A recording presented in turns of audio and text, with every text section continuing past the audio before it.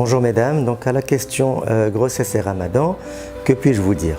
Premièrement, Ramadan Mubarak Saïd. Deuxièmement, bien sûr, vous pouvez jeûner tout à fait si vous le supportez. Halal aussi, si vous ne le pouvez pas. Mais je dirais surtout respecter les indications de votre médecin et surtout les contre-indications si jamais vous avez un diabète, vous avez une hypertension, vous avez une menace d'accouchement prématuré et que votre médecin vous déconseille de jeûner.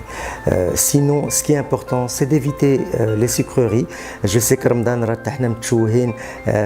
donc la halwa shbakiya ou slilo, mais c'est des sucres d'absorption rapide qui vont rapidement augmenter votre glycémie.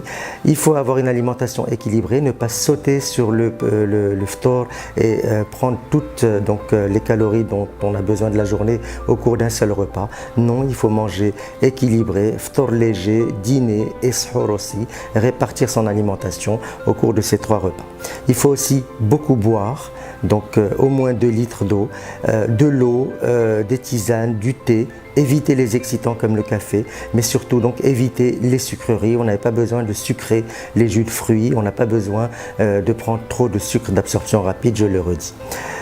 Quoi d'autre? Donc manger équilibré, des glucides, des protéines, du lait, des graisses aussi, donc une alimentation équilibrée. Concernant le sport, vous pouvez tout à fait pratiquer une activité physique modérée. Évitez juste les sports avec des chutes ou avec des accélérations violentes. Vous n'allez pas aller faire du squash ou de l'équitation pour les sports où il y a des secousses. Évitez la piste bien sûr, mais sinon vous pouvez tout à fait pratiquer votre activité sportive régulière, notamment la marche. L'essentiel c'est de vous reposer si vous vous sentez fatigué.